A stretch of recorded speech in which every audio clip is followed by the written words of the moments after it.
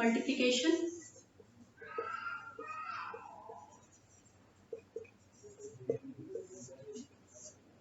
It states that if we multiply two integers, resultant should also be an integer. Let's check.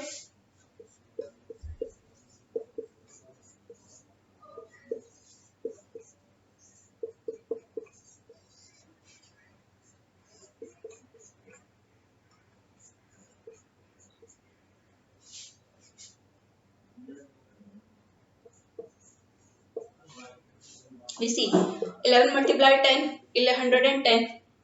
Both are integers. This is also an integer. Minus 8 multiplied by 6. Answer is minus 48. Minus 8 and 6 are integers. Minus 48 is also an integer. Condition is satisfied. Minus 5 into minus 15. Answer is positive 75. So the condition, that is when two integers are multiplied, the resultant is also an integer, is satisfied. Therefore, we can say that integers are closed under multiplication also. Integers are closed under multiplication.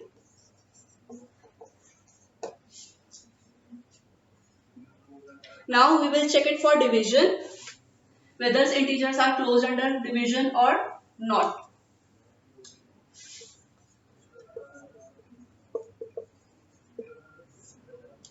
It states that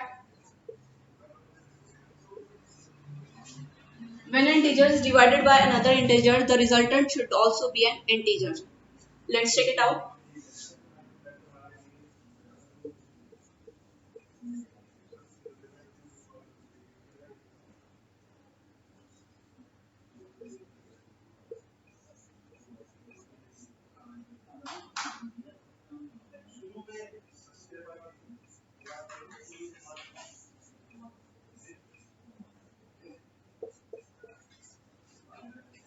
We have minus 15 divided by 3. Answer is minus 5. We have we have 2 divided by minus 2. Answer is minus 1. In both the above cases, uh, minus 15, minus 3 integers, and minus 5 is also an integer. 2 and minus 2 are integer. Resultant minus 1 is also an integer. Look at the third case. This is 16 divided by 48. 16 individually is integer. 40 is individually an integer. But the resultant, that is 1 by 3, is not an integer. It is a fraction. So this condition, which states that when one integer is divided by another integer, will yields a integer only, is not satisfied. Mean answer is not always a integer. It can be a fraction, it can be a decimal. So this integers, so we can conclude that integers are not closed under division.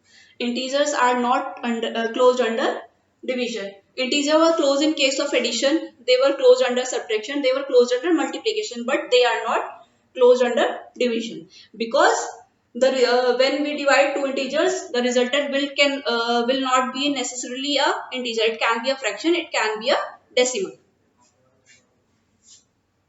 Now we will check closure property on rational numbers, the most important thing.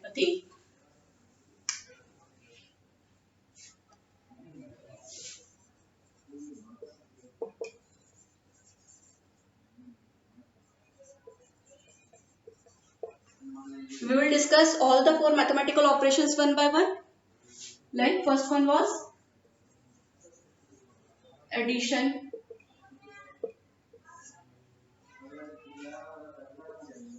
A plus B equals to C. Where A and B are what? These are rational numbers. Let's quickly revise what are rational numbers. These are form of P upon Q, where P and Q are integers and Q is never equals to 0. Okay. The condition what has to be satisfied is when two rational numbers are added. when two rational numbers are added, the resultant should also be a rational number. It cannot be a whole number, it cannot be an integer, it cannot be a decimal. That has to be rational number only. For example, 1 by 2, 3 by 2, we have 4 by 2.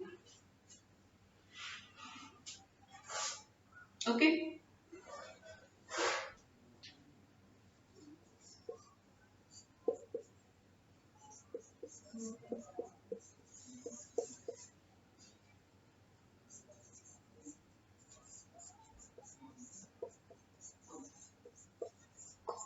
Now check whether this condition is satisfied in all the three cases or not. 1 by 2, 3 by 2, answer is 4 by 2. It's a rational number, fine. 3 by 11, 7 by 11, answer is 10 by 11, is a rational number, right? 9 by 31 plus 0. 9 by 31 is a rational number. 0 is also a rational number. And the resultant is also a rational number. So, this condition, addition of two rational number yields a rational number is satisfied. So, we can conclude that rational numbers are closed under addition. Okay, clear?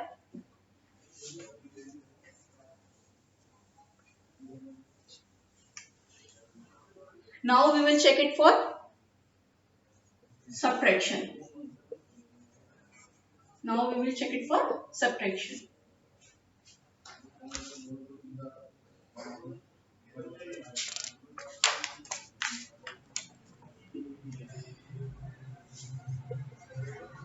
Again it is same, and B are two are rational number and C is also a rational number. This condition has to be satisfied in order to prove that rational numbers are closed under subtraction.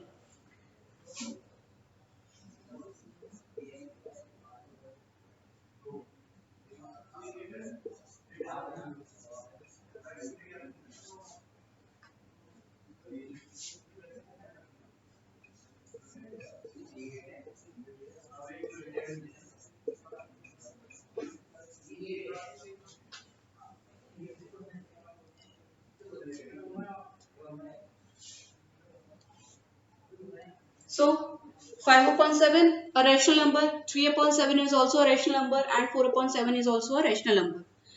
Next example, 10 upon 19 minus 3 upon 19, 7 upon 19. All the threes are rational number. So the condition when two rational numbers are subtracted, it yields a rational number only. It will not give you a whole number. It will not give you an integer. It will not give you a decimal. So the property that